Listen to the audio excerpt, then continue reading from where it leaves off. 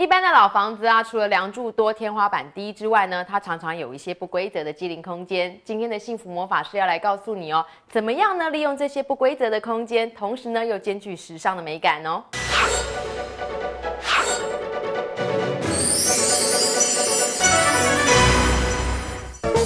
林玉山设计师11年的设计经验，最擅长时尚、都会以及混搭等风格。今天的老屋翻新有许多贴心的设计哦。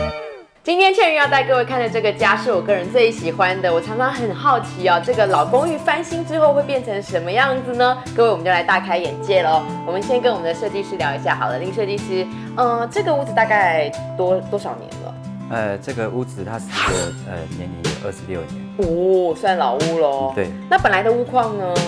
它本来的屋况的话，因为它这个楼地板只有2.6米的高度，所以它本来的那个以前的木座都是封梁而做啊，所以它非常的低，就已经2.6米了，还要封梁，就更低了，对不对？对，所以它非常有压迫感。采光的部分呢？之前它的格局不是很好，所以它的采光的部分就是不好，然后通风也不好，所以在整个改造的过程当中，蛮注重这一块。我想各位刚才一定已经看过这个老房子的一些照片，然后一直到现在你所看到这个环境哦，你会觉得经过设计师的巧手，空间就可以变得这么的美感哦，然后这么有实用性。那我们来问一下林设计师，您个人的首推空间是哪里？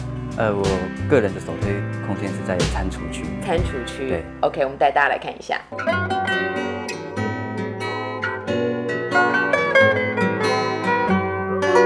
林设计师，我想问一下，为什么你会把这个餐厨区变成是你个人的首推空间？因为原本我们现在所在这个餐厨区的地方，它以前它的格局在还没变动之前，这边是一个房间，所以说这个房间已经把这个整个大区块已经分割为2了，所以在采光跟通风部分都非常的不好。所以你现在等于把这个房间拿掉，让这个客厅的采光跟餐厨区这边采光是可以一起都引进的，然后通风也变得很好，对不对？是，对，这个吧台是它在厨房跟餐厅的中间，所以它是一个这是厨房跟餐厅用餐的一个媒介。那相对这个吧台的收纳跟它的功能也是相对这2个空间都要能够利用得到。所以我当初在设计这个吧台的时候，基本上它还是要有一个精品的展示区。当然，在整个收纳空间上，我是希望说2边都能够利用到。所以说，其实在做整个收纳的时候，像这个吧台的部分，我们都是做用拉门式的，这样子把它推开，2面都可以通用的，对不对？对，其实在备餐的时候就可以从这边取用餐具过来，是非常的方便。那下面呢，还有收纳的部分吗？对，下面像这个也全部都是用做拉门式的，全部都可以放。然后这边都是做抽屉，这还有抽屉。对，所以说其实，然后这边的拉门也可以整个拉过来，这边也都可以拿到餐具。我觉得好好玩哦！你的这个门片都是做双向可以沟通，然后左右滑动的，所以就是这一片吧台，它就随时可以变换它的表情就对了，对不对？是。好方便哦！而且它这个收纳，就是从厨房这个地方也可以取用吗？对。双面用的。对，双面用。哇，所以这样子多功能，而且在动线上也节省了很多耶。OK， 那这个我们中国人炒菜习惯是有的时候比较是大油烟的，还有一些热炒的。对。那现在这样开放式的区域，你有帮他做任何的这个遮蔽吗？有。关于这个部分，我们还是有巧妙的利用一些玻璃的隔间，来做成那个油烟的阻隔的区块。对呀，这里有隐藏的一块玻璃的隔间。对，然后这个展示柜的玻璃名片整个拉过来，然后它也是就变成是一个关起来的空间。这个好巧妙的设计哦！它平常可能是这个展示柜的门片，那我需要阻隔油烟的时候，我就把它拉起来了，它也不会阻碍到，就是可能在厨房要关心到客厅的一些状况，对不对？这样的设计我第一次看到，这个厨房如果是家庭主妇，应该会非常喜欢。来，我们接着看一下，就是在餐桌这个区域啊。刚刚你有说过，它本来的天花板高度就不够。对。那你原来的房子就是包2包很低。对。那你现在怎么处理 ？OK，我们现在可以看到这个餐桌上面这个吊挂的这个天花板，其实它整个是有一个梁的部分，一直延伸到厨房的后面去。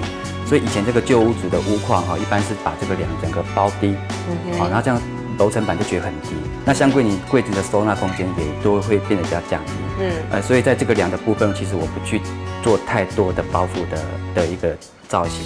但是因为毕竟它是餐桌哈，所以我们为了要有一盏很漂亮的一个吊灯在这个地方，百合花造型，对，百合花造型，这个女主人非常喜欢，她看中这一个。那我就想说，用一块吊形的天花板，然后是用镜面不锈钢的材质，对，它可以反射整个餐桌跟那个灯啊，所以说其实这样子就把那个亮的感觉把它给隐藏虚化掉了。对，我觉得也让这个餐桌上面的这个部分感觉是挑高然后无限延伸的了。林设计师，你为这女屋主做的贴心设计是什么 ？OK， 这边有一个座椅，可以隐藏式的座椅。哦，做的好精致哦。啊，这边还有收纳。哇 ，OK， 所以妈妈如果在炖那种炖汤啦，或是卤牛肉那种要比较长的时间，是，她就可以坐在这个地方看个书啦，然后也可以看到这个炉上的火。是，哇，这个设计好贴心哦。这个收纳的部分的话，因为它本来的屋高就只有2.6米，那如果说，所以我当初不做天花板的原因，就是希望我们的收纳都可以做到顶，啊，所以说其实我们的收纳空间都是非常的足，啊，都是做到顶。啊，真的耶！你帮他在这个1.5平左右的空间当中藏了许多收纳的空间，对不对？对，我们希望是把所有的收纳空间都能够做足。对。除了在厨房有贴心的设计之外，老旧的阳台也被大改造，呈现舒适的休闲风，这也让忙碌的主妇能够享受片刻的悠闲。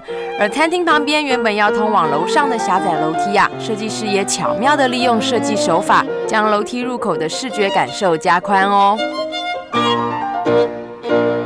跟大家讲一下，其实原来楼梯可能只有到这个地方，是，所以呢，林设计师可能就是把这个房间的隔间往后退了，是，所以把这个走道看起来变宽，同时这块区域呢也划归到公共区域了。是。好，来我们来看一下咯，这个墙面延伸过来啊，到这个地方它本身就是一个电视主墙了。是。这个电视主墙的材质，我们做的就像屋主的需求，它就是简洁，然后有力，然后线条是非常舒服的。是。我们来聊一下这个材质。这个材质它是一种石头漆，那它做出来的这个质感，它有点仿冻石。对，有一点那种凹凹凸凸冻石的感觉。对。那我们整个是做弧度的，一直延伸到那个房间的弧墙。所以我是希望整个面向会变得比较宽敞，所以我们材质都把它做一样的冻石漆，所以空间也会放大。对 ，OK， 那台面的部分呢？这个台面的部分是选用银湖的大理石，对。那因为银湖大理石它的特色本是有一点灰色的纹路，所以在当时在跟这个主墙再去选色配系的时候，配色的时候就是以这个银湖的灰色的颜色，对，来基调为主这样。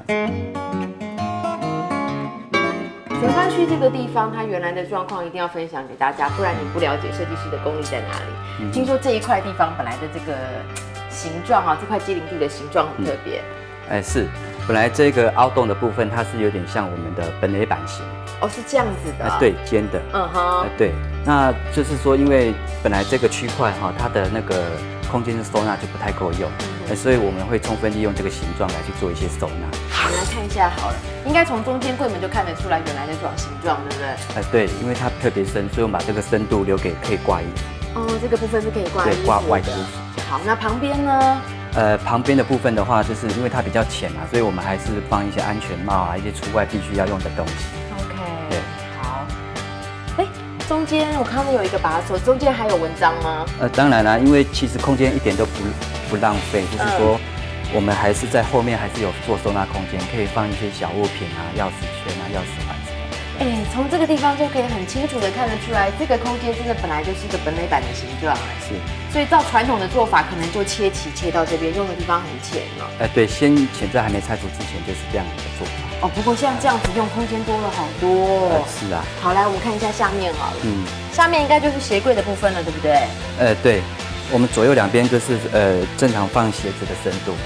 但是中间的部分我们也不放过这样子可利用的空间，所以我们都用托盘的抽屉方式的托盘，这样子鞋子就可以放比较多双这样。中间的部分收纳空间非常的大，而且其实很深对，这个空间当中如果要强调收纳的话，每一个空间都要善加的利用。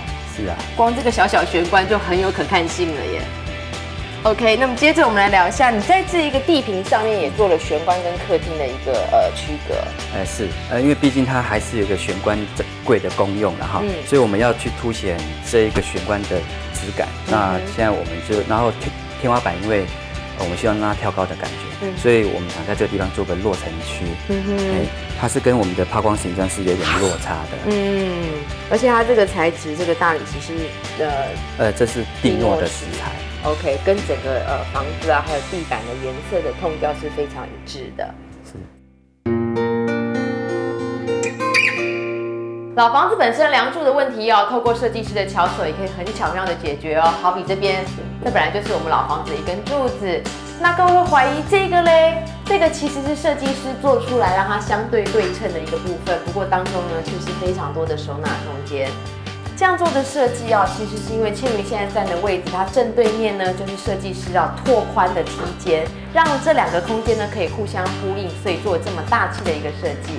当然咯，我身后这个空间，各位你猜，虽然这是去2个卧室，可是我身后这个空间是哪里呢？打开来你就知道咯。它是一个客用卫浴，不过设计师呢把它藏在像这样子的门片后方哦，你就会觉得它是一个很漂亮的端景哦。这样的设计是不是很巧妙呢 ？OK， 那么现在倩云要带各位去看一下它主卧室的设计，它的收纳也非常的强哦。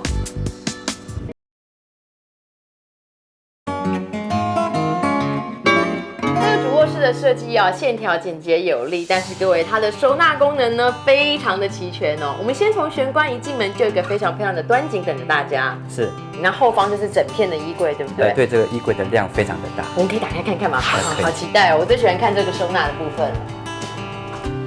哇，设计师你都帮他是做到顶的收纳耶。是因为就是从延伸客厅那边整个过来的柜体，我们希望都是能够做到顶，那这样收纳非常充足。所以说我们的衣柜都做到顶，那这样相对衣柜来取用的话，衣服不方便，所以有帮他特别做了这样子一个衣柜升降5金的收纳这样子。OK， 上方有做了这样的一个5金。对，一般横拉式的门片要做穿衣镜，会有对床的问题。所以这个部分我是把它跟衣柜的侧面的屏风做在一起。哦，在这里哦。我以为是隔壁的门片拉开会看到哎，所以它的衣柜门片藏在侧边哦。是。很方便呢。女主人她本身是老师，然后男主人本身是上班族，他们有时候回到家都有需要有一些可能一些工作的地方，可是回到主卧室又不想，好像有一个自制的书桌或者化妆台在那个地方，所以我是把它整个跟床头融合在一起这样。藏在哪里？就在这边。哇，这个一看就知道这是男主人的工作区域，对不对？是，没错。OK。这个部分是椅子的部分。椅子也隐藏在柜面里面。是，而且我们一样，椅子下面一样都有做到收纳的功用。对啊，你椅子下方都没有放过，我记得厨房的那个椅子下方你也没有放过哈。是啊，能够利用的空间我们要3加利用。OK， 床头的部分听说也有收纳，对不对？是做一个隐藏式的伸缩抽屉，它拉出来的话，它可以当成是床头柜使用。对，床头柜的下面一样，我们一样都能够做到收纳，好方便哦。所以这一块区域是属于男主人的。对。那女主人的区域嘞？在对称的部分，我们有一个女主人的部分。那包含了哪些功能？它这女主人除了书桌功能外，它一样有化妆镜、化妆摆放化妆品之类的功能。男生一边，女生一边，那中间就是大家共用的部分咯。对，中间的部分也是全部可以做书柜的收纳。所以你看这个床头哦，它本身呢就可以容纳这个家里大概有1/4以上的东西都摆在这里了。对。哇，你做这样子，我以为它只是一个墙面或是转角包住的造型哎。这间主卧卫浴功能好齐全哦。对，因为其实屋主他们都是上班族，所以希望回到家有一个很大的浴缸，然后又能够做到干湿分离。因为它的空间不够，所以我的浴柜的部分是设计成弧形的，让它在进入的动线方面是非常的顺畅。那当然，一般如果是以自式的马桶来做的话，那它的深度也是相对不够，所以我是选用隐藏式的马桶来去缩短它之间的距离。水箱的部分呢？那水箱的部分，这个跟一般的做法比较不同，因为刚好它后面有一个客浴。所以我把水箱的部分隐藏在后面的客人部分。好厉害哦！设计师，我看完你今天的这个案子，我个人觉得非常吸引我，因为它除了整个设计非常有美感之外，线条简单利落，它的收纳功能真的很强。还有没有什么空间是我没发现的？我们还有顶楼的空间啊，楼上的空间哦。是。楼上原来的状况是？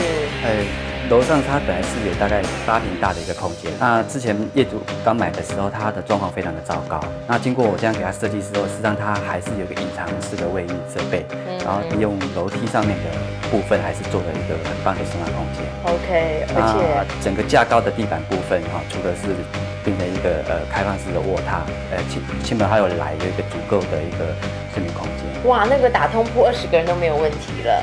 对，那个整个卧榻的下面全部都是做掀床式的收纳。所以这个家里面，我看未来30年的东西摆进来，应该都还摆不满，对不对？原则上是。今天呢，看完这个老公寓翻新，各位你心动了吗？其实老公寓它也可以有另外一番春天，只要你找对设计师，好吗？那么今天非常谢谢我们的林设计师喽，谢谢，谢谢。设计师在于屏风上面的设计可说是一物多用，像是在小孩房里，除了有充足的衣柜收纳之外，也利用了衣柜的侧边做了全身的穿衣镜。从公共空间到卧房的设计，完全解决老房子原有的低凉、采光还有动线不足的问题，同时呢，也让屋主有了非常满意的收纳空间。尤其是厨房时尚吧台的2面收纳功能，让主妇也能够轻松做家事哦。